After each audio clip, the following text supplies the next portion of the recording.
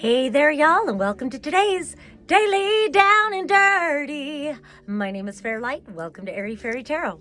All right, y'all, it's going to be a short one today, but it looks like the message is a need to refine your focus, redefine your aim. So we're only doing 3 cards today. We've got this 4 of Fire reversed. We've got the Ace of Fire upright, and we've got the 0 card, which normally would be the Fool, but you see that this is different from the Fool. So just starting with this one being reversed, of course, upright, that's where it comes from. Like, if you know exactly what you're aiming for, you know, and it reminds me of another card from my fairy deck where it shows some ladies, they've all got their bow and arrows, and a message came through with that card, and I always apply it to this one, and especially when it's reversed. You've got to know what you're aiming for. You've got to know exactly what it is that you want, and you can paint your target as big as a wall if you need to and shoot anywhere in the range of the target you're aiming for. It doesn't have to be perfect, but the point is, know what it is you're aiming for, because with this, it's like you get an idea of what it is that you're aiming for, and then all of a sudden your mind comes in with, yeah, but last time we tried it, this happened, or what if this happens, or da da da da da da da.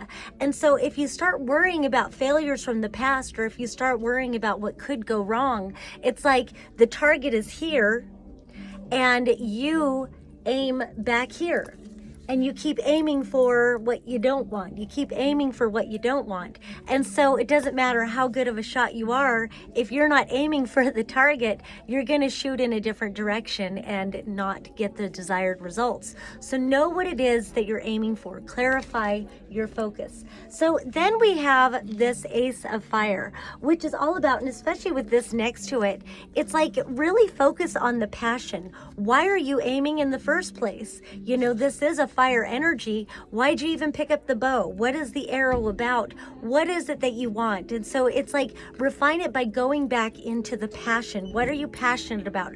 What is the inspiration? What is the idea? What is it that lights your fire? What gets you moving? And getting back to that. And I love that on this card, there's this spider with this giant fucking egg. And so it's like, what is the seed of the thing? What is it, you know, what encapsulates the desire? It's that sort of thing. And then I love the spider because it really, I think of the spider as you know, being like Saturn energy, where, you know, true time is cyclical in nature, and this whole spiral energy. And so again, even though it's not the same as a target, but it's still that kind of spiral kind of thing, that when you cast your net, you cast your web, and, you know, as long as you are ready to receive whatever it is that is hatching, that you've got gestating. So focusing on your passion. And then also, and what do I mean by that? It's about, really, it's about being centered into that. Sometimes I have like a little spell that I do that has this like little sigil that I created that reminds me of a spider web. And the spell says, I align with divine timing, serendipity, synchronicities, opportunities. All good things flow to me, through me, and as me. Blessed be, and so it is. You're welcome to do that or make one of your own. But as I'm doing that, I visualize myself standing in the center of the spiral, and all things being drawn to me.